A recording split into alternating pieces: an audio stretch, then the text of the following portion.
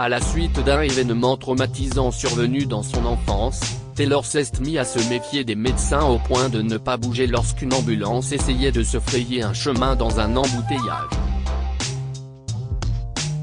Mais il a vite découvert qu'il aurait pu tout perdre à cause de son entêtement. Nous devons engager une nounou, chérie. Je ne peux pas m'occuper de 3 enfants, de mon travail et de la maison en même temps, a dit Polly, la femme de Taylor, lorsqu'ils ont fini de dîner et que les enfants sont retournés dans leur chambre. Une nounou ? Elles sont tellement chères et ça ne vaut pas la peine, a répondu Taylor en secouant la tête. Il s'est levé de la table et s'est installé sur le canapé du salon. S'il te plaît, Taylor. J'ai des réunions l'après-midi, et même s'ils sont un peu plus âgés maintenant, les enfants ont toujours besoin d'attention. Je ne peux plus le faire seul, a supplié Polly. Taylor a grogné. L'idée ne lui plaisait pas du tout. Il ne croyait pas non plus que sa femme ne pouvait pas tout gérer. Son travail n'est même pas un vrai travail, pensait-il, mais il ne le dirait jamais à voix haute. Non, si est trop cher, a-t-il encore refusé. Nous avons beaucoup d'argent, a insisté Polly avec désespoir. Ce n'est pas parce que nous avons de l'argent que nous devons le dépenser pour des choses inutiles. Ma mère m'a élevé seule aussi longtemps qu'elle le pouvait. Puis je me suis débrouillé tout seul parce que mon père s'en fichait. Et regardez-moi. Je suis devenu millionnaire. Ils n'ont pas besoin d'une nounou. Dites-leur simplement de bien se tenir après l'école, a dit Taylor, le ton inflexible. Polly a soupiré et l'a laissé tranquille. Leurs enfants avaient entre 9 et 5 ans, ils pouvaient donc se débrouiller seuls pendant que leur mère travaillait. Si est du moins ce que pensait Taylor. Polly était écrivaine et travaillait à domicile.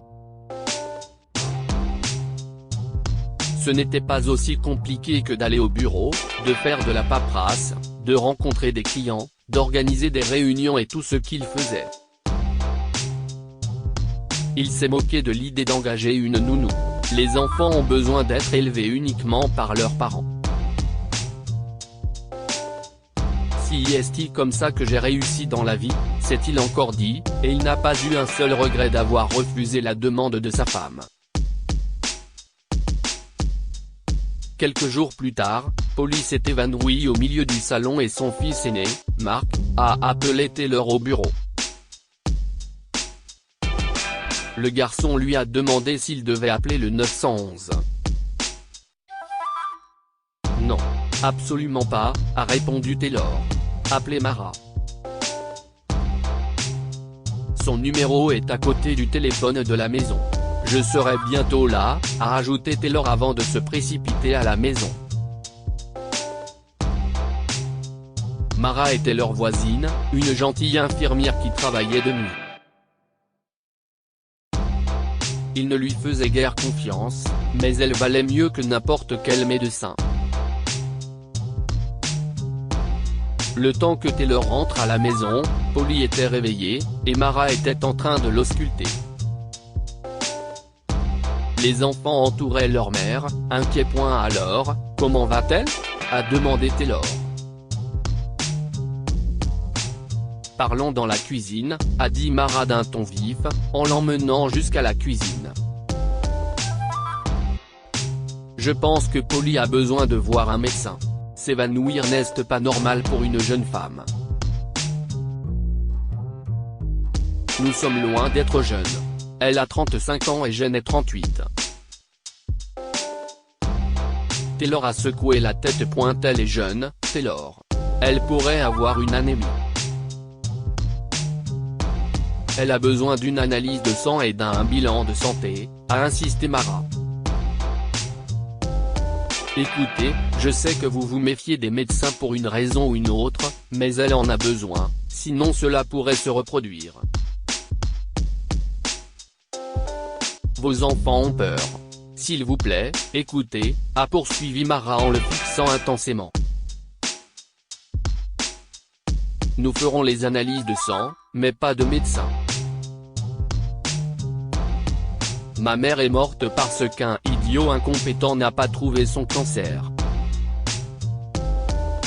Il a fait une erreur de diagnostic et j'ai grandi avec mon père violent uniquement parce qu'elle n'a pas été soignée à temps, a expliqué Taylor. Personne d'autre que Polly n'était au courant de cette histoire. Ma femme a accouché à domicile à cause de cela, Mara. Et nos enfants s'épanouissent. Mara soupiré. D'accord. Faites les analyses de sang, et je demanderai à un ami de les vérifier pour faire des suggestions. Mais il faut que vous surmontez votre peur à un moment ou à un autre. Comme Mara le soupçonnait, Polly souffrait d'un peu d'anémie, mais après avoir pris des médicaments, elle semblait aller mieux. Après cet épisode, elle a demandé à Taylor s'il pouvait enfin avoir une nounou, mais il a toujours refusé. Non, tu vas mieux maintenant. C'est du gaspillage. L'argent ne doit être économisé que pour les choses importantes. Qui sait ce qui peut arriver? Je suis peut-être le PDG d'une compagnie pétrolière aujourd'hui, mais qui sait si les choses changent plus tard, a justifié Taylor. Polly n'a plus évoqué le sujet. Je suis en retard pour une réunion. Ne m'appelle pas parce que je ne répondrai pas aujourd'hui, a crié Taylor en se précipitant hors de la maison un matin.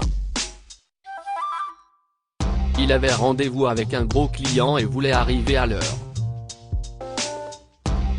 Cependant, l'univers avait d'autres plans, car il y avait un énorme embouteillage sur son trajet habituel, et les minutes s'éternisaient. Il a appuyé sur le volant et a secoué la tête avec impatience, attendant que quelque chose se passe. Mais c'était le calme jusqu'à ce qu'il entende le bruit des sirènes à l'arrière. Taylor a jeté un coup d'œil à son rétroviseur et a vu des voitures se déplacer sur le côté, laissant la place à une ambulance. Ah, non. Ils ne vont quand même pas sortir de cet embouteillage en faisant semblant d'avoir des patients. Taylor a secoué la tête et a refusé de déplacer son véhicule comme les autres. L'ambulance klaxonnait et klaxonnait, mais il faisait comme si de rien n'était. Le conducteur de l'autre voie a baissé sa vitre. « Eh, monsieur, bougez pour l'ambulance », a-t-il dit, mais Taylor l'a ignoré. Enfin, il a aperçu l'ambulancier, un homme âgé, qui s'est précipité à ses côtés.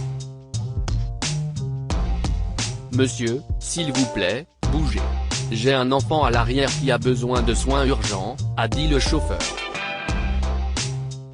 « Non, vous mentez juste pour sortir de cet embouteillage. Mais même si vous ne mentez pas, l'emmener chez le médecin ne servira à rien. » « Je ne bouge pas, » a dit Taylor sans hésiter. « Vous êtes sérieux, monsieur ?» a demandé le conducteur, choqué. « Oui, je ne bougerai pas. C'est illégal, » a dit le chauffeur. « Poursuivez-moi en justice. Ou appelez la police, » a dit Taylor en haussant les épaules, sans même regarder l'homme.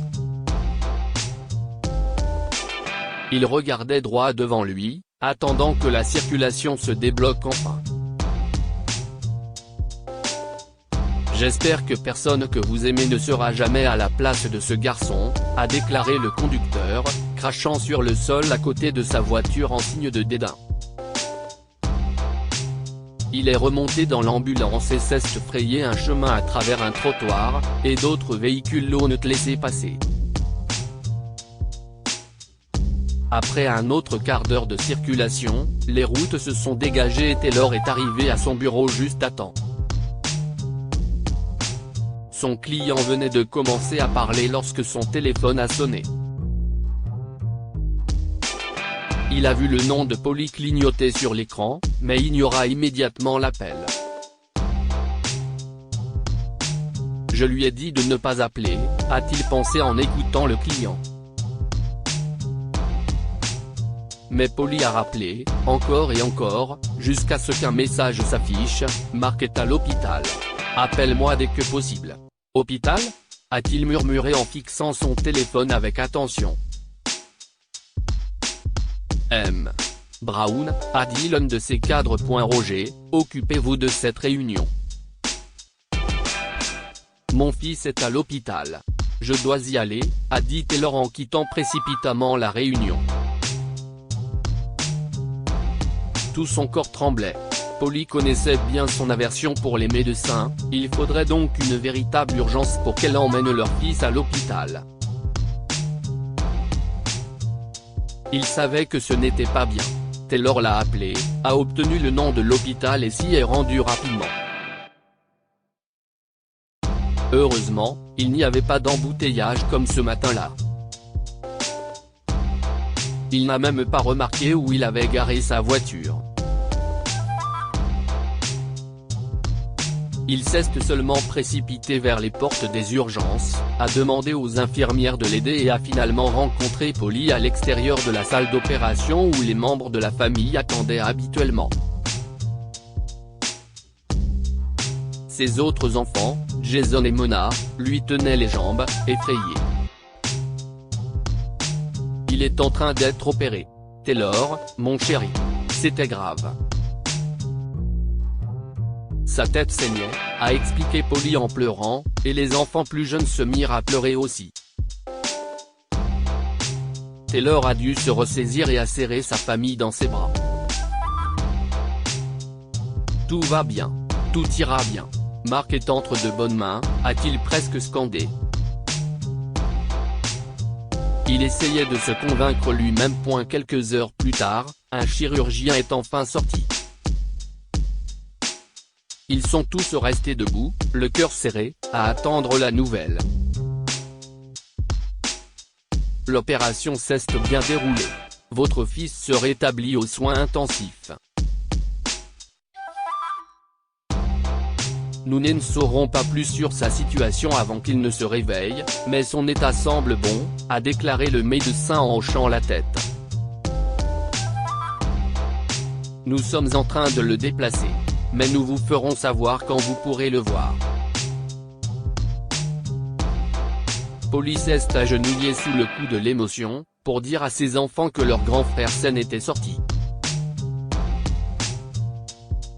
Pendant ce temps, Taylor s'est approché du médecin et a insisté pour avoir plus de détails. Soyez franc avec moi, docteur. Marc va-t-il vraiment bien ? A-t-il demandé à voix basse. Oui, il l'est, monsieur, a acquiescé à nouveau le médecin. Mais si est-il seulement parce qu'il est arrivé à temps. Nous avons entendu parler de l'embouteillage fou de tout à l'heure, et s'il avait pris plus de temps, nous aurions peut-être une autre conversation. Taylor n'a rien dit lorsque le médecin lui a tapoté l'épaule et est retourné dans la salle d'opération. Embouteillage ? Pensa-t-il, surpris. Il s'est retourné vers sa femme, qui s'était un peu calmée. Polly, tu étais dans l'embouteillage ce matin ? Oh oui.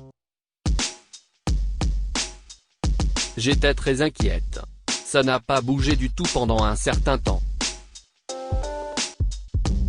Le conducteur est même sorti et, apparemment, s'est disputé avec quelqu'un qui refusait de bouger sa voiture. Qui fait ça ?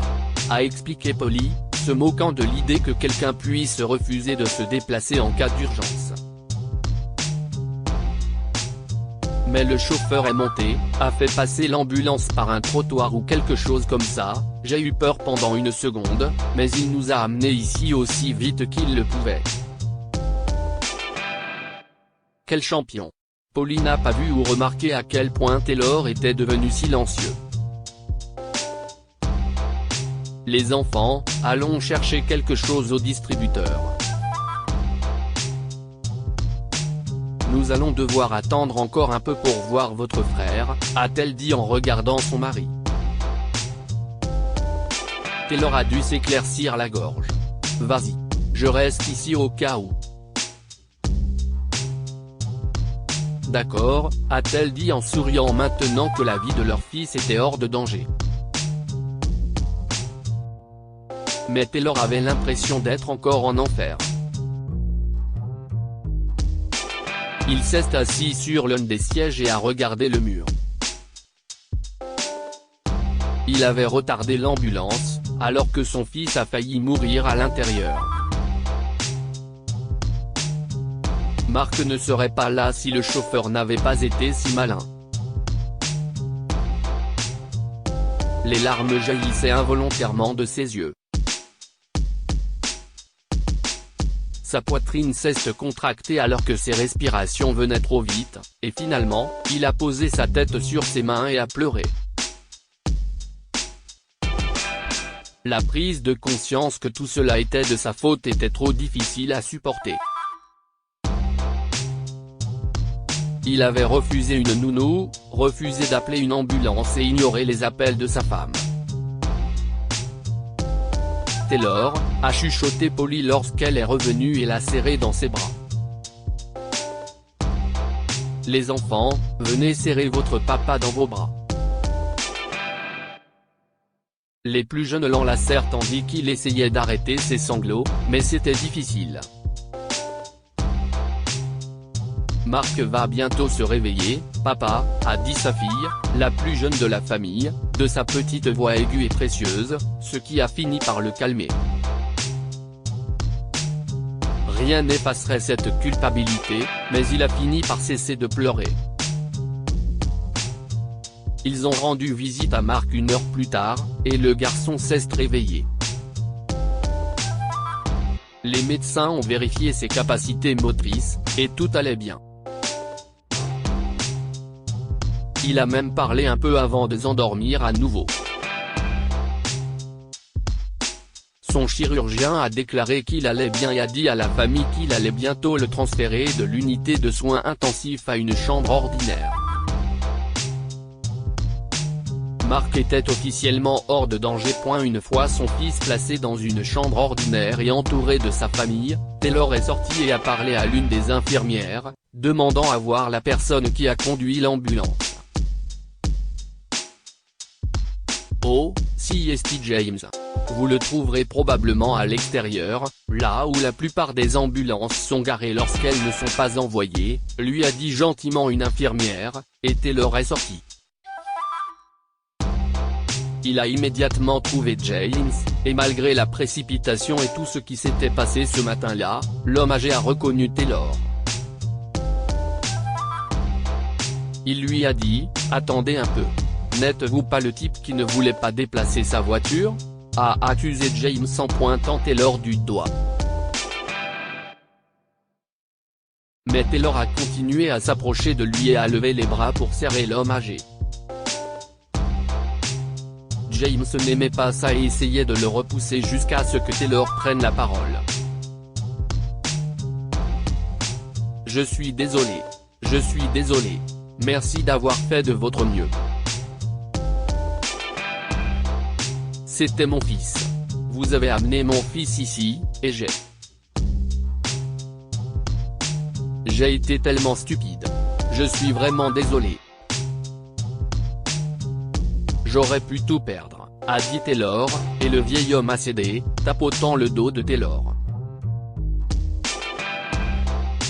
Comment va le petit ? Il va bien. Il s'est réveillé, a dit Taylor en essuyant une larme. Il se repose encore, mais le médecin a dit qu'il se rétablirait. Grâce à vous. Je n'ai fait que mon travail, monsieur. Mais je suis content. J'étais ambulancier. Maintenant, je ne fais que conduire, mais je suis content qu'il soit en sécurité, a acquiescé James. Pourquoi travaillez-vous encore ? s'est demandé Taylor. Si ce n'est pas trop demandé. Ma femme doit être opérée de la hanche.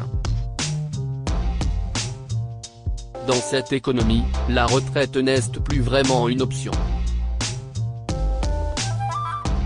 Malheureusement, le métier d'ambulancier ne paie pas beaucoup, mais ça aide, a soupiré James. Cela vous intéresserait de changer de domaine ? A suggéré Taylor à l'improviste. Qu'est-ce ce que vous voulez dire ? Et si vous deveniez mon chauffeur ? A-t-il suggéré en expliquant où il travaillait et combien il était payé. C'était plus du triple de ce que gagnait l'homme âgé. Si est-ce une vraie offre ? L'homme âgé a encore réfléchi et a fini par accepter. Il a encore travaillé 2 semaines à l'hôpital, puis est devenu le chauffeur de Taylor. L'homme riche n'a pas réalisé à quel point il était pratique de ne pas avoir à se soucier de la conduite jusqu'à ce moment-là. Polly et lui ont également eu besoin d'aider une fois que Mark est sorti de l'hôpital, alors James a fait des courses, a gardé les enfants quand c'était possible et a conduit Taylor partout. Au bout de quelques mois, l'homme âgé avait suffisamment d'argent pour payer l'opération de sa femme Elena.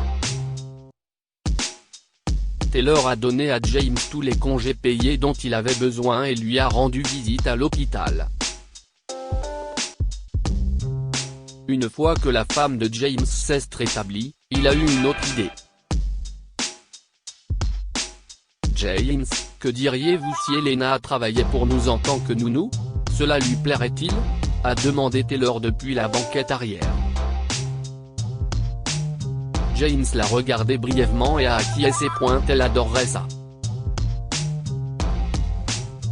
Elle adore les enfants. Nous n'avons jamais eu.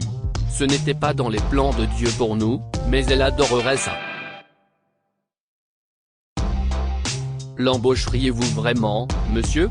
A demandé James, reconnaissant. Oh, oui, ma femme a besoin d'aider. Ma femme a besoin d'aider, a dit Taylor en hochant la tête et en souriant tout en regardant par la fenêtre de sa voiture. Après l'accident de Mark, il s'était rendu compte qu'il n'y avait aucune raison d'avoir de l'argent si on ne l'utilisait pas pour aider sa famille. Il fallait profiter de son dur labeur et rendre sa famille heureuse. En outre, son mépris pour les médecins a complètement disparu. Il en voulait encore à celui qui n'avait pas bien diagnostiqué sa mère, mais la négligence d'une personne ne devait pas se répercuter sur l'ensemble du secteur. Tout le monde, y compris l'ambulancier, avait travaillé dur pour sauver Mark, et ils avaient fait un travail fantastique. Taylor est devenu un bienfaiteur de l'hôpital, accordant des subventions pour que les enfants issus de familles pauvres puissent bénéficier d'opérations chirurgicales. Pendant ce temps, James et Elena continuaient de travailler pour sa famille, et les enfants les adoraient. Polly s'épanouissait au travail et ne s'évanouissait plus. Et Taylor était toujours le premier à se déplacer lorsqu'une ambulance passait sur la route. Il ne commettrait plus jamais cette erreur. Que pouvons-nous apprendre de cette histoire ? Un traumatisme survenu dans l'enfance ne doit pas déterminer toute votre vie et votre façon d'agir. Aider les gens et s'assurer que sa famille est heureuse est plus important que d'économiser de l'argent. Partagez cette histoire avec vos amis. Elle pourrait égayer leur journée et les inspirer.